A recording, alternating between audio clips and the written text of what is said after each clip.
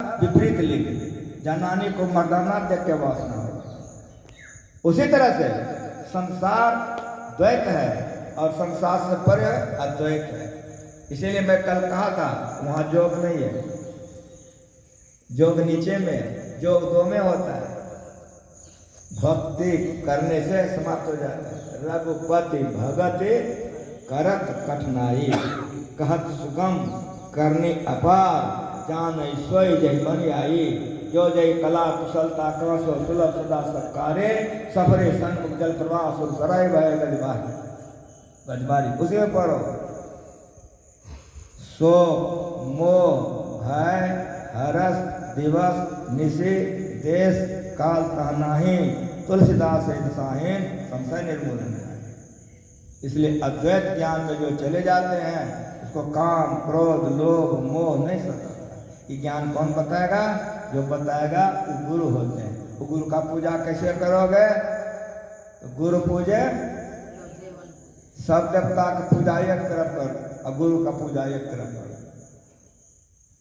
गंगा सम गुरु हैं पाप सब धोए, और सूरज सम गुरु हैं तीन रह गए, ये गुरु होते हैं। इसीलिए गुरु ही का धरि ध्यान, नाम गुरु को जपो, आपा दीजिए भेंट पूजन गुरु ही सबो। इसीलिए गुरु शब्द को जानो और गुरु को समझ करके अति पावन गुरु मंत्र मन ही मन जाप जपो। उपकारी गुरु रूप को मानस ध्यान थको, देवी देव समस्त पूरम ब्रह्म परम प्रभु, गुरु में करे निवास गाता संसबु। ये है गुरु की विशेषता, ये है गुरु की विशेषता। गुरु शब्द सबसे श्रेष्ठ शब्द है। इसीलिए मने मन जाप जपो।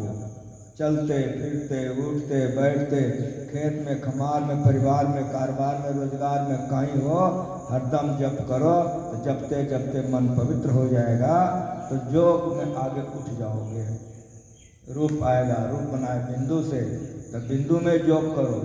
बिंदु जहाँ से आया है उसका योग करो, वो जहाँ से आया है उसका योग करो। इस तरह योग करते करते करते करते जहाँ योग का अंत है वहाँ संत, वही संत सद्गुरु। ये ज्ञान है। ये ज्ञान में रहने वाले को मांस मछली नहीं खाना चाहिए, दारू शराब नहीं पीना चाहिए, अपने पत्नी के अलावे अपने पति के अलावे दूसरे के साथ कुकर्मों को नहीं करना चाहिए, झूठ बोलने से बचा के रखना चाहिए, पवित्र भोजन करना चाहिए, ब्रह्म वेले में उठ करके ब्रह्म चिंतन करना चाहिए, स्नान करने के बाद शरीर पवित्र रहता है उस समय में करना चाहिए, और सूर्य डूब जाए तब करना चाहिए।